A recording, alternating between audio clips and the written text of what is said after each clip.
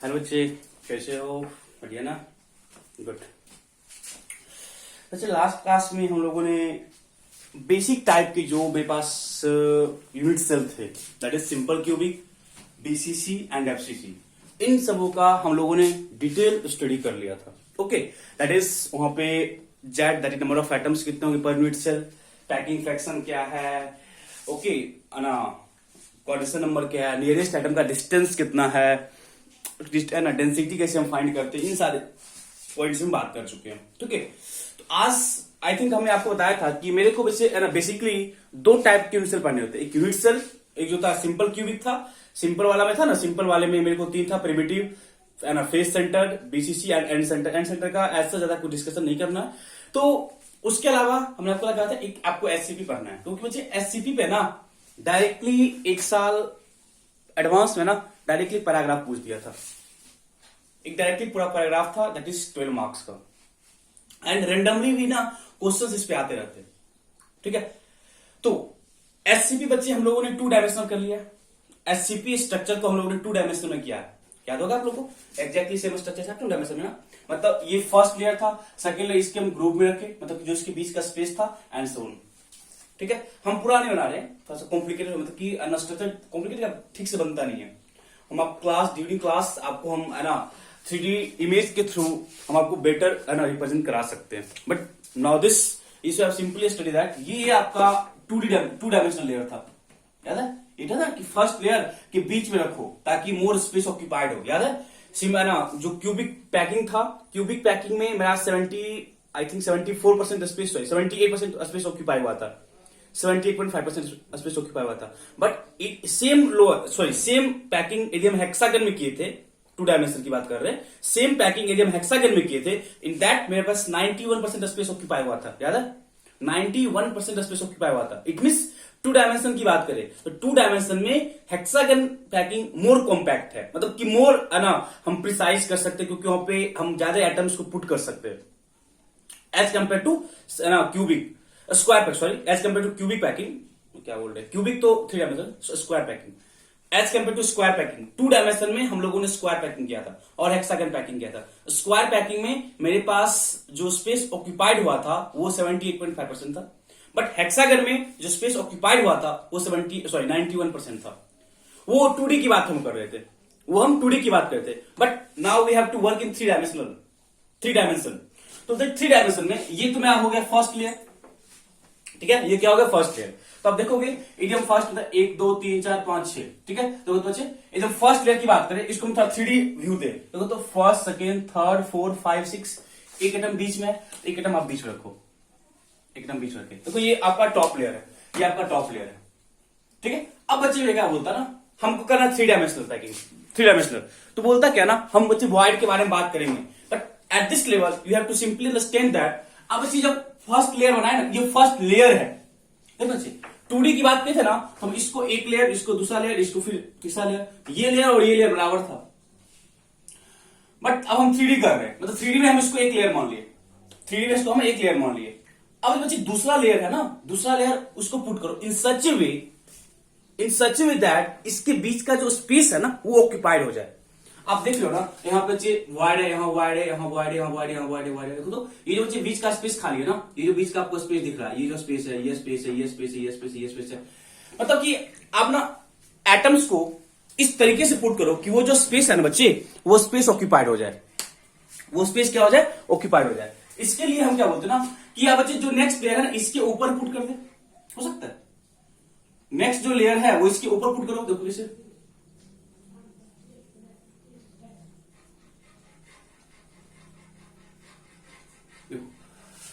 मतलब हुआ ना, देखो ये जो लेयर था, ये जो था, देखो ये जो था, मतलब इसको जब पुट के बचे ना तो ये स्पेस को ऑक्यूपाई, ये स्पेस ऑक्यूपाई हो गया, सारा स्पेस ऑक्यूपाई हो गया। बट करने के बाद ना एक देखो ये जो है यहाँ पे ये स्पेस खाली फिर से वैकेंट हो गया। मतलब जो आपका फर्स्ट लेयर था उसके ऊपर आपने देखो ये एटम, ये फर्स्ट एटम है, ये सेकेंड एटम है और ये थर्ड एटम है। जब इसको पुट किए तो इसके बीच में यहाँ पे कुछ स्पेस क्या हो, फिर से वैकेंट हो जाएगा, फिर से क्या हो जाएगा, वैकेंट हो जाएगा। तो मतलब ये मेरा, देखो ये बच्चे मेरा ना, ये मेरा फर्स्ट लेयर था, ये मेरा फर्स्ट लेयर था। इसके ऊपर ना हम लोग इस वाले लेयर को बोलते सेकेंड लेयर, ये मेरा सेकेंड लेयर था। एंड अब बच्चे क्या लगा, ये जो स्पेस वैकेंट होता ना, इस स्पेस को ऑक्यूपाई कराना है, मतलब फिल्ड करना है, ताकि मेरा जो पैकिंग है ना कॉम्पैक्ट हो। तो थर्ड लेयर जस्ट इसके ऊपर रख दो, थर्ड लेयर जस्ट इसके ऊपर रख दो। मतलब जब जस्ट इसके ऊपर रखोगे ना, तो ये जो पैकिंग था ना, जो मेरा फर्स्ट लेयर था, एग्जैक्टली वही रिपीट कर जाएगा। एग्जैक्टली क्या होगा, वही रिपीट कर जाएगा। कहने की बात में समझना बच्चे,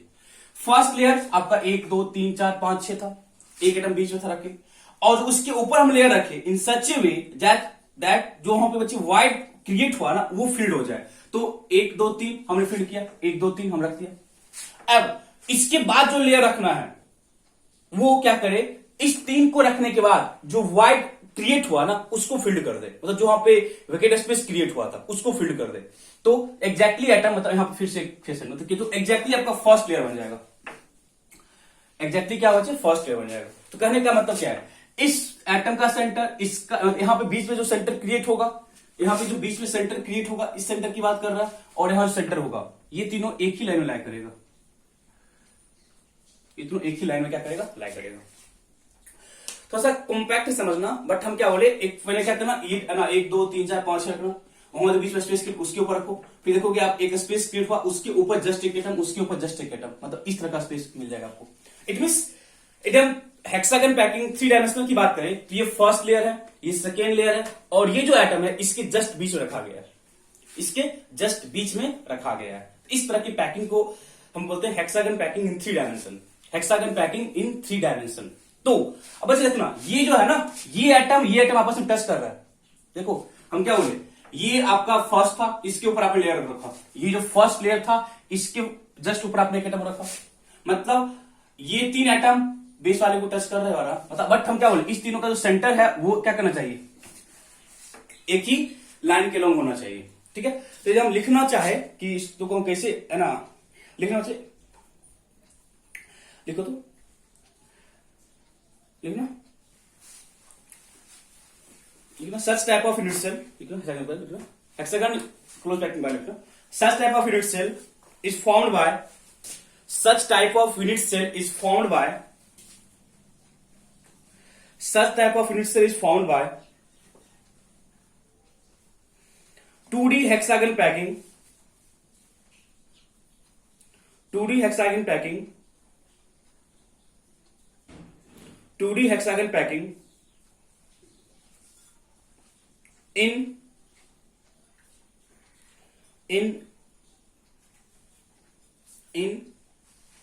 AB 3D pattern, in AB 3D pattern, in AB 3D pattern, in such type of unit cell, in such type of unit cell, in such type of unit cell, in such type of unit cell, atoms are present at, in such type of unit cell, atoms are present at 12 corner of hexagon, atoms are present at 12 corner of hexagon, 6 ऊपर 6 नीचे, 12 corners of hexagon unit cell, 12 corner of hexagon unit cell, 12 corner of hexagon unit cell, and face center of hexagon face, face centre, इसकी बात कर रहे हैं, इसकी और इसकी बात कर रहे हैं, face centre of hexagon unit cell, face centre of hexagon face, face centre of hexagon face, and 3 atoms are present at the, and 3 atoms are present at the, 3 atoms are present at the center of unit cell, and 3 atoms are present at the center of unit cell, and 3 atoms are present at center of unit cell, center of unit cell, तो ये आपका centre है ना, यहाँ पे देखो एक point हम सुन लिखे कि 2D है इन AB टाइप पैकिंग। मतलब देखो हम बच्चे फर्स्ट लेयर 2D बना, मतलब फर्स्ट में 2 डायमेंशन था उसको समझ लेते, मतलब फर्स्ट, एंड उसके ऊपर हम एक लेयर रखे इन सच ए वे दैट वो 3D पैकिंग कर दे, इन सच ए वे दैट वो 3D पैकिंग कर दे। AB क्यों बोले, तो बच्चे जो आपका फर्स्ट लेयर था उसको आप ए मान लो, उसके ऊपर आपने डिफरेंट लेयर रखा, उसको आपने बी माना, एंड उसके ऊपर जो आप, ये आपका लेयर फर्स्ट ए लेयर था, इसके ऊपर जो आपने ये 3 एटम रखा वो डिफरेंट अरेंजमेंट का था, वो डिफरेंट अरेंजमेंट का था, बट उसके ऊपर फिर जो आपने रखा अरेंजमेंट एग्जैक्टली फर्स्ट जैसा, एग्जैक्टली कैसा है, फर्स्ट जैसा। तो क्या बोलते हैं, ए बी पैकिंग। पूछेगा हेक्सागन पैकिंग में किस तरह का होता है ना पैकिंग, ए बी पैकिंग, और ए बी का क्या होगा, first layer A, second layer B and third layer A के जैसा है, तो क्या होता है, ए बी पैकिंग बोल दी, ठीक है, ए बी पैकिंग बोल दी, ठीक है, इतना क्लियर है, पैकिंग क्लियर है, ओके। तो अच्छे हम जितना काम वहां पे किया ना, जैसे नंबर ऑफ एटम्स निकालना, पैकिंग फ्रैक्शन निकालना, कोऑर्डिनेशन नंबर निकालना, ये सारा काम मेमोराइज करेंगे, ये सारा काम हम लोग यहाँ पे करेंगे। फर्स्ट जेड का calculation, Z that is number of atoms per unit cell, that is number of atoms per unit cell. तो बस बताओ क्या होगा, हेक्सागन है, हेक्सागन है ना, तो इधर से हम एक हेक्सागन यूनिट है ना बाहर निकाले, एक हेक्सागन, बोलोगे इसके इधर भी कोई हेक्सागन होगा,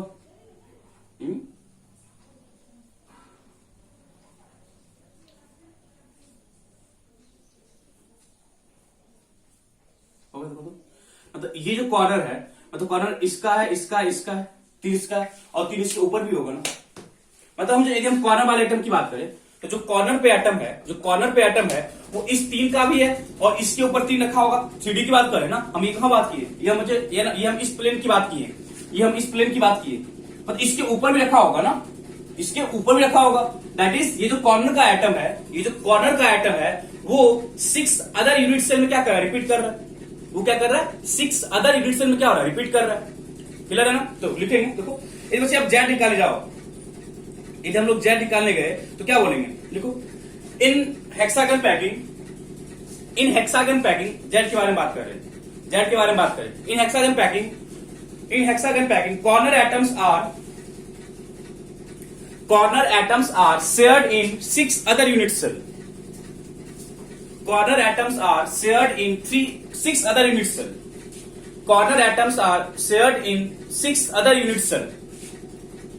corner atoms are shared in 6 other unit cell, therefore contribution of corner in that unit cell is equal to 1/6, therefore contribution of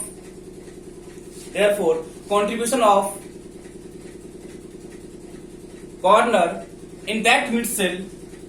contribution of corner in that unit cell is equal to 1/6, contribution of corner in that unit cell is equal to 1/6, मतलब कि अब देखो z equal to lattice point कहां पे, 12 corner है, देखो तो 6 ऊपर है और 6 नीचे है, इनटू कितना कंट्रीब्यूशन है, 1/6, कितना कंट्रीब्यूशन 1/6, क्लियर है। एंड फेस पे पता चले, यदि इस फेस पे है, इसके ऊपर एक हेक्सागन रखा होगा, फेस का कंट्रीब्यूशन कितना है 1/2, एंड 3 एटम्स कहां पे हैं, बॉडी के सेंटर पे, बॉडी का कंट्रीब्यूशन 1 होता है, 3:1, चेक करो जल्दी से, पता चला बच्चे, lattice point and there contribution, lattice point and there contribution कितना हो जाएगा, 2 + 1 + 3 कितना हो जाएगा 6, z equal to 6 for hexagon, hexagon packing या हेक्सागन यूनिट सेल जो बोलना है, ठीक है।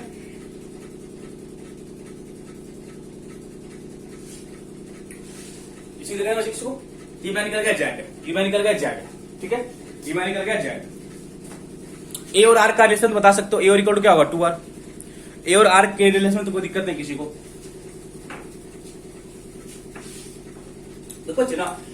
ये जब आपस में इलेक्ट्रॉन टच ही कर रहा था ना, देखो ना ये जब आपस में तो इलेक्ट्रॉन टच ही कर रहा था ना, यही था ना, ये तो आपस में टच ही कर रहा ना, टच ही करता ना। ए एंड आर का रिलेशन क्या लिखोगे, a equal to 2r in hexagon packing, touch कर रहा है, a equal to 2r in hexagon packing, ठीक है, ए इक्वल टू कैसे क्या होगा 2r इन हेक्सागन पैकिंग, ठीक है, ए इक्वल टू 2r, इसमें तो कोई दिक्कत नहीं है, हर चीज कर चुके हैं, हर चीज किया हुआ है, ठीक है, a equal to 2r in hexagon packing. चलो थर्ड वन, पैकिंग फ्रैक्शन। अच्छा क्या था packing fraction, number of space या sorry space occupied by atoms over total space, ये बोलते हो ना। तो 3 डायमेंशनल है तो वॉल्यूम की बात करेंगे, 3 डायमेंशनल है तो वॉल्यूम की बात करेंगे, तो क्या बोलोगे, volume occupied by atoms volume occupied by atoms over क्या लिखोगे, volume occupied by atoms over क्या लिखोगे, टोटल वॉल्यूम, ओवर क्या लिखोगे, टोटल वॉल्यूम। क्लियर है यहां तक। ऑक्यूपाइड बाय एटम्स कितने हैं, 6, दैट इक्वल कितना है, 6 into 4/3 pi r cube. Check करो, जेड इंटू सिंगल एटम का वॉल्यूम, जेड कितना है, 6 है, सिंगल का कितना वॉल्यूम है, 4/3 पाई आर क्यूब। ये हो गया। नीचे क्या लिखोगे, टोटल वॉल्यूम। टोटल वॉल्यूम बच्चे वहां पे मेरे पास यूनिट सेल था तो हम सिंपली AQ कर लिए थे। प्रीवियस वाले में देखो वहां पे सिंपल बच्चे मेरे को क्या था, यूनिट सेल था, तो वहां पे हम सिंपली AQ कर लिए थे। वहां पे सिंपली हम लोगों ने AQ कर लिया था, सिंपली हम लोगों ने AQ कर लिया था। बट बच्चे यहां पे मेरे पास उस टाइप का अरेंजमेंट नहीं है। यहां पे देखो एक ऊपर है एक नीचे है, बीच में स्पेस, बीच में क्या है, गैप है। तो बच्चे इधर हम इसको हाइट बोल दिए, ये मेरा टोटल हाइट है, टोटल हाइट है, और ये आपका बेस है। तो बोलोगे ना area of base into height equal to volume, बोल सकते हो तो area of base into height equal to क्या हो जाएगा, वॉल्यूम हो जाएगा। तो बच्चे बोल सकते हैं ना एरिया ऑफ बेस इंटू क्या बोलेंगे, हाइट इक्वल टू क्या आ जाएगा, मेरे को इसका वॉल्यूम आ जाएगा। ये बच्चे हम किस तरीके से वॉल्यूम, इसका वॉल्यूम तो टोटल वॉल्यूम निकाल ले, एकदम किसी तरीके से टोटल वॉल्यूम निकाल ले तो मेरा पैकिंग फ्रैक्शन निकल जाएगा। चेक करो, एकदम किसी तरीके से टोटल वॉल्यूम फाइंड आउट कर ले तो मेरा क्या निकल जाएगा, मेरा निकल जाएगा पैकिंग फ्रैक्शन, मेरा क्या निकल जाएगा, packing fraction. The main point is that कि हमें निकालना volume of unit cell. Okay चलो इसकी काम करते हैं। तो अच्छा एरिया ऑफ बेस तो आप निकाल सकते हो इजिली। एरिया ऑफ बेस कितना होता है, हम लोगों ने क्या था, देखो ना बच्चे यहाँ पे ना आपका 6 इक्विलेटर ट्रायंगल बन रहा है। देखो तो आई थिंक हम लोग जब 2 डिमेंशन की बात किया था तो यहाँ पे मेरे पास 6 इक्विलेटर ट्रायंगल बन रहा है। तो 6 इंटू √3/4 r स्क्वायर ए स्क्वायर, ए की बात करें ना, एज लेंथ है ना, यहाँ पे हम किसकी बात करते हैं, एज लेंथ की बात करते हैं। देखो तो ये बात करते बच्चा, हम किसकी बात करते हैं, एज लेंथ की। तो 6 इंटू कितना √3/4 r ए स्क्वायर। एंड बच्चे ए और आर का रिलेशन क्या होगा, ये आपस में टच कर रहे हैं ना सारे, ये आपस में टच कर रहे हैं। इक्वल टू कितना होता है, हम जस्ट लिखे थे इक्वल टू कितना होता है 2r। तो कितना बचे 6 इंटू √3/4 इंटू कितना 2r का स्क्वायर, कितना होगा 4 कट जाएगा ना, कितना बचे 4 कट हो जाएगा, 4 कट जाएगा। तो 6√3r स्क्वायर, 6√3r स्क्वायर। ये बच्चे मेरे को एरिया ऑफ बेस आया, ये मेरे को एरिया ऑफ बेस आया। But we have to calculate volume, तो अच्छा वॉल्यूम के लिए मेरे को क्या करना पड़ेगा, वॉल्यूम के लिए मेरे को क्या करना पड़ेगा, एरिया हाइट चाहिए, मतलब ये पूरा का पूरा डिस्टेंस चाहिए। कैसे करोगे, ये पूरा का पूरा डिस्टेंस चाहिए। तो करते हैं, देखते हैं, इतना बार नोट कर लेते हैं, इतना बार नोट करो। Area of base 6√3r square. यहां तक किसी को डाउट नहीं है, यहां तक तो हम नॉर्मल मेथड चल रहे हैं, यहां तक तो हम लोग नॉर्मल मेथड से ही चल रहे हैं, यहाँ पे ऐसा उसको तीर हम नहीं मारे हैं। ठीक है,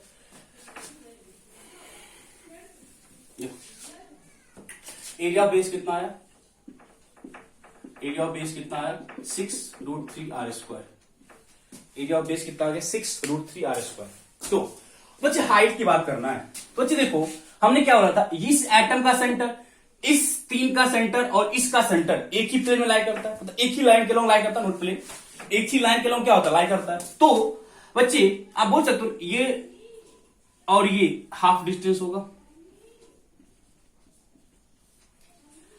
ये क्या होगा, हाफ डिस्टेंस होगा। मतलब ये टोटल लेंथ हम h मान लिए, हाइट h है, तो ये मतलब क्या बोले बॉडी का सेंटर है, ये बॉडी का सेंटर है ना, तो ये डिस्टेंस कितना हो जाएगा, h/2 हो जाएगा, h/2 हो जाएगा। क्या होगा h/2। तो अब केयरफुली देखना, हमने क्या बोला, ये एटम और ये एटम आपस में टच कर रहा है और ये एक ही प्लेन में लाई कर रहा है, समझना थोड़ा सा देखना। मतलब ये जो एटम है ना, ये और ये और ये ऐसे होगा, ऐसे होते ना, ऐसे देखो पीछे देखो, ऐसे रखे थे, तीनों आपस में टच कर रहा था। तो यहां पे एक ट्रायंगल बन रहा था, देखो तो ट्रायंगल बन रहा ट्रायंगल। तो अब मेरे को बच्चे देखो तो यदि हम देखो ये डिस्टेंस फाइंड आउट करें, ये डिस्टेंस देखना, ये डिस्टेंस फाइंड कर लिए, तो आप थोड़ा सा कॉमन सेंस यूज करो ना, ये डिस्टेंस फाइंड कर लेना, तो ये यहां मिला देंगे इसको, देखो तो क्योंकि ये और ये आपस में क्या कर टच कर रहा है, समझ आया ना। देखो हम क्या बोले, ये और ये आपस में टच किया, तो ये हम ये डिस्टेंस निकाल लिए, ये डिस्टेंस हम लोगों ने मान लिया h/2 है, एकदम किस तरीके से ये डिस्टेंस निकाल लिए, तो ये डिस्टेंस और h/2 तो हम ये निकाल सकते हैं, तो ये हमको ही फाइंड करना, इधर ये फाइंड कर लिए, ये मेरे को पता है कितना, ये और ये आपस में टच किया, r और r क्या होता है, 2r होता है, r और r क्या है, 2r है। तो कोशिश करो, हमने क्या फर्स्ट ऑफ ऑल हम इस लेयर की बात करें, इस वाले 3 की बात कर रहे हैं, तो इधर बच्चे है ना ये सेंटर है, ये डिस्टेंस फाइंड कर लिए, ये डिस्टेंस आपका ये डिस्टेंस हो गया, देखो तो ये डिस्टेंस है, ये डिस्टेंस यही डिस्टेंस है ना, तो बच्चे ये r है, ये r है, लेट ये डिस्टेंस यहां से अपने परपेंडिकुलर ड्रॉ कर लिए, यहां से आपने क्या क्या परपेंडिकुलर ड्रॉ करते, कुछ ऐसा है, देखो ना ट्रायंगल हम बाहर निकाले ना, कुछ ऐसा लेते हैं, देखो ऐसा कुछ है, ये आपका क्या r है, ये equilateral triangle r r 2r r r 2r r r 2r equilateral triangle है, एंगल कितना होता है 60, सपोज ये एंगल बाइसेक्टर है 30 डिग्री, ये कितना 30 डिग्री, लेट ये डिस्टेंस आपका y है, देखो ना ये है ना, सपोज ये डिस्टेंस, ये आपका ट्रायंगल है, आपने इस ट्रायंगल में यहां पे एंगल बाइसेक्टर लेके आया, ये आपका r है, ये आपका 30 डिग्री है, चेक करो, तो ये आपको y मान लिया, तो क्या बोलोगे बच्चे, हमको r और y में रिलेशन चाहिए, हमको r और y में रिलेशन चाहिए, क्या लिखोगे, cos 30 is equal to r over y, base y perpendicular, sorry base y hypotenuse, देखो तो cos 30 क्या होता है, बेस y होता है ना बच्चे, cos 30 कितना होता है, base over perpendicular, base over perpendicular, sorry hypotenuse, cos 30 कितना होता है बच्चे, cos 30 कितना होता है, √3/2 होता है, cos 30 कितना होता है, √3/2 इज इक्वल टू कितना, r ओवर y होगा, तो that is y equal to 2 over √3 r, देखो तो y इक्वल टू क्या होगा, y इक्वल टू क्या होगा 2r ओवर 3, देखो तो मतलब कि ये डिस्टेंस मेरे को निकल गया, ये डिस्टेंस मेरे को निकल गया, बच्चे मेरे को ना ये डिस्टेंस चाहिए, ठीक है, और मैंने क्या बोला, ये एटम और ये एटम आपस में टच कर रहा है, ये और ये, क्योंकि ये जो है ना इसके जस्ट ऊपर ही रखा गया, देखो या पीछे देखोगे ना तो इसके जस्ट ऊपर ये रखा गया है, तो ये और ये टचिंग है, ये और ये क्या टचिंग है, आप इसको लिखे बच्चे ना, तो y इक्वल टू कितना आ गया 2r/3, y इक्वल टू कितना आ गया 2r/3, एक मिनट, y इक्वल टू कितना आ गया मेरे को, एक मिनट, y इक्वल टू कितना आ गया 2r ओवर √3, ये आ गया, मतलब कि मेरे को ये डिस्टेंस y आ गया, ठीक है, और ये h/2 है, और हमने ये और ये क्या माना, ये और ये आपस में टच कर रहा है, तो ये देखो ना, तो 2r का स्क्वायर, ये हाइपोटेनस है, अपने परपेंडिकुलर माना है, इक्वल टू क्या होगा h/2 का स्क्वायर, देखो तो प्लस y स्क्वायर, चेक करो राइट एंगल ट्रायंगल, मतलब ये परपेंडिकुलर था, हमने इसको माना y, ये h/2 और ये आपस में टच कर रहा है, और ये आपस में क्या कर रहा है, टच कर रहा है, तो इसके हेल्प से हम लोग h/2 नहीं कर सकते फाइंड, s फाइंड कर सकते हैं, h/2 फाइंड कर सकते, क्या दिक्कत है, ये आप लोग हम h/2 फाइंड करते हैं, h/2 फाइंड कर सकते हैं, देखो कैसे 4r square h square plus y कितना है 2r/3, y कितना है 2r/√3, y कितना है 2r ओवर √3 का स्क्वायर, चेक करना, 4r square equal to h square over 4 plus 4r square over कितना 3, तो इधर आ जाएगा, तो 4r स्क्वायर 3 1 माइनस ऐसे करो ना, 4r square minus 4r square by कितना 3 equal to h square over 4, ठीक है, फर्स्ट 4r स्क्वायर कौन को 1/3 कितना हो जाएगा 1 माइनस 1/3 कितना हो जाएगा 2/3 ना, तो क्या होगा 8r square by 3 equal to h square by 4, कितना हो जाएगा 32r स्क्वायर बाय कितना 3, दैट इज h कितना आ जाएगा, h कितना आ जाएगा बच्चे 32 है ना, h कितना आ जाएगा मेरा, h कितना आ जाएगा 32 कितना होगा 32 आपका होगा 5 होगा ना, तो 4√2 हो जाएगा, 32 कितना होगा 2 और 5 दैट इज 2 टाइम्स 4 टाइम्स,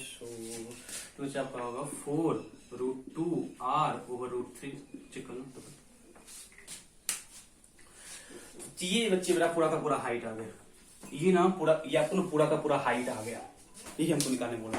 यही चीज हम फाइंड करना चाह रहे थे, कि यदि मेरे को किसी तरह से हाइट मिल जाए तो देखो पीछे area of base into height कर देंगे, मैं क्या निकल जाएगा वॉल्यूम निकल जाएगा, area of base into height कर दो तो क्या वॉल्यूम निकल जाएगा, हम वही निकालना चाह रहे थे ना, मेरे को पूरा का पूरा हाइट निकल गया, मोस्ट इंपोर्टेंट थिंग है, और डायरेक्टली जिस साल एडवांस में ना ये पैराग्राफ पूछा था, उस पैराग्राफ में डायरेक्टली हाइट पूछा था कि इस दो फेस के बीच में हाइट कितना होगा, हेक्सागन पैकिंग में दोनों फेस के बीच का हाइट कितना होता है, डायरेक्टली ये क्वेश्चन था, और एक वॉल्यूम का था, एक पैकिंग फ्रैक्शन का था। ये आपको डायरेक्टली रिजल्ट याद रख सकते हो तो रिजल्ट याद रखो, अदरवाइज यदि आपको ये डायग्राम थोड़ा सा विजुलाइज करना है तो क्लास में आएंगे तो और आपको इजीली विजुलाइज हो सकता है, यहां तक दिक्कत नहीं है ना। ये आपका एच फाइंड हो गया, आप जल्दी से इसको नोट करो, ये मेरा एच फाइंड आउट हो गया, ये बच्चे मेरा एच आ गया, ठीक है, ये मेरा एच आ गया, ठीक है। अब देखो आपका सारा कुछ हाई करना, एच आ गया, हाइट आ गया, तो एरिया कितना हो जाएगा बच्चे, एरिया था, वॉल्यूम कितना हो जाएगा 6√3 r² इंटू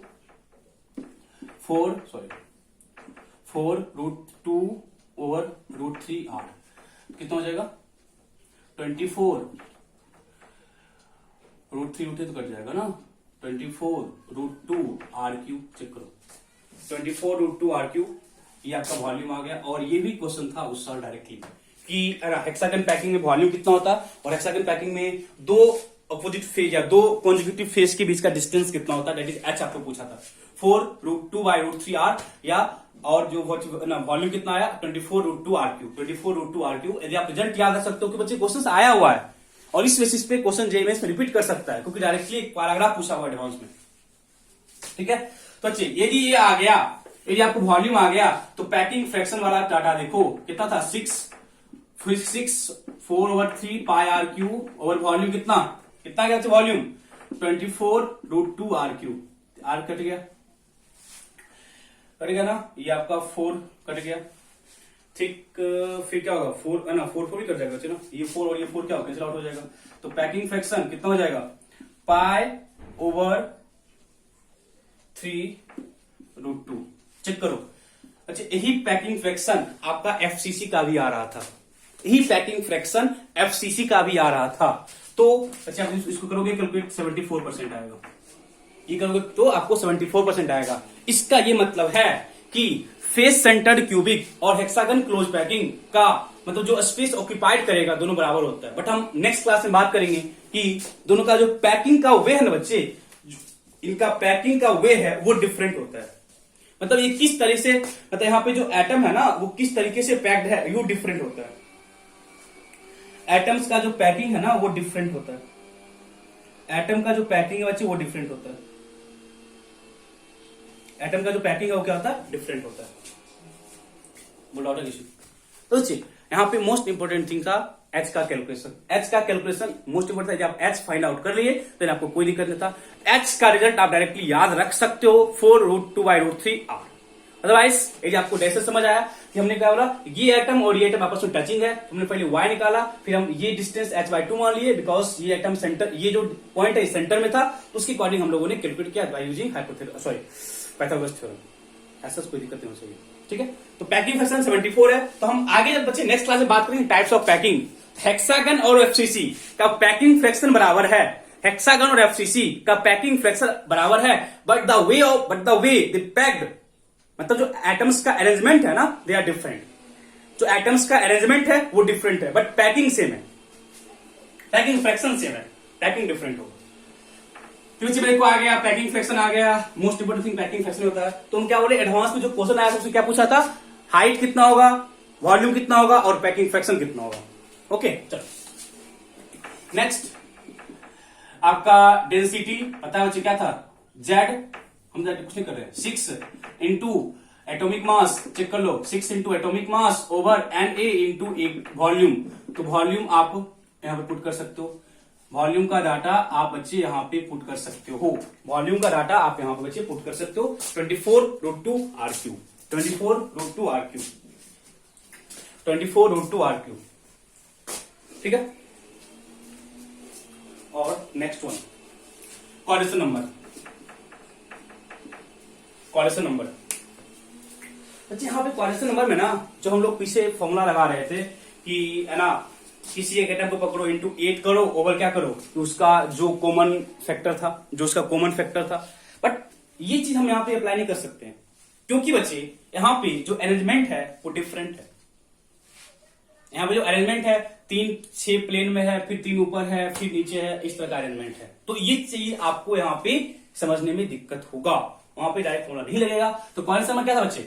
कोऑर्डिनेशन में क्या था कि कोई भी एटम नियरेस्ट कितने को टच करता है they are its coordination number. तो कोऑर्डिनेशन नंबर की बात करें तो आपको ही था बच्चे ना, ये जो एटम 3 प्लेन में था, ऐसे समझो 3 था, फिर हम यहां पे रखे थे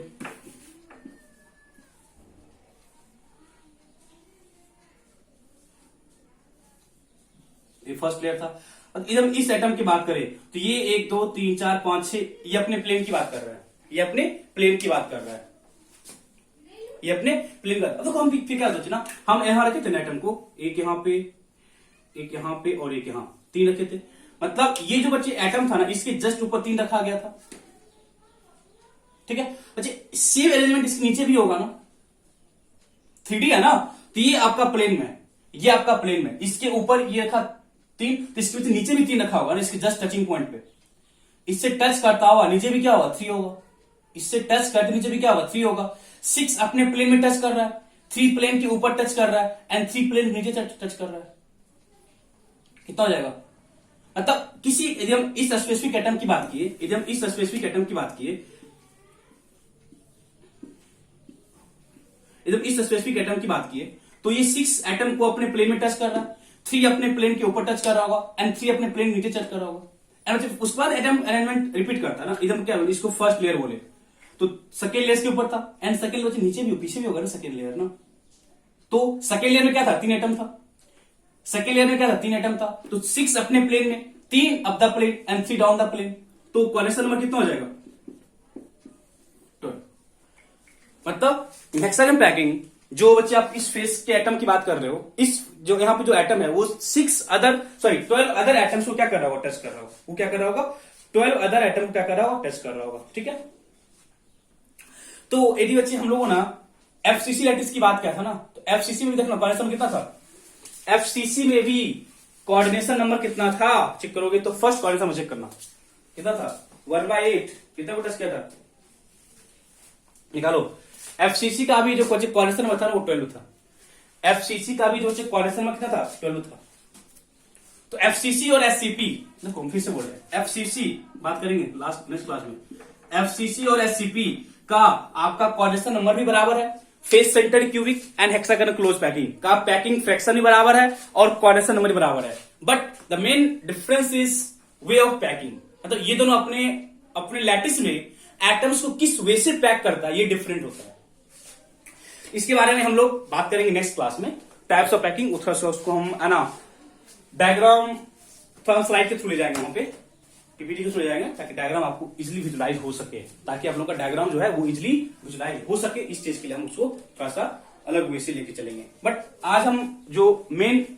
है ना पॉइंट डिस्कस किए वो हम लोग का था हेक्सागन पैकिंग। सारा कुछ उसी के रिगार्डिंग हम लोगों ने किया, सारा कुछ हम लोगों ने हेक्सागन पैकिंग के रिगार्डिंग ही किया। नेक्स्ट क्लास में हम लोग बात करेंगे वे ऑफ पैकिंग की, मतलब कि यहाँ पे जो पैकिंग है वो किस तरीके से होता है, जो पैकिंग है वो किस तरीके से होता है, इसमें close packing, simple cubic, BCC, FCC, इन सब में हम पैकिंग की बात करेंगे, मतलब पैकिंग किस तरीके से होता है। ओके, तो आई थिंक इस वाले पार्ट में आपको कोई दिक्कत नहीं होगा, दिक्कत नहीं चाहिए क्योंकि डायरेक्टली पैराग्राफ आया हुआ है, तो वे ऑफ रिपीटेशन की जो प्रोबेबिलिटी है वो ज्यादा होती है as compare to in JEE mains. ये चीज क्लियर करना। ओके बच्चे, थैंक यू, बाय बाय।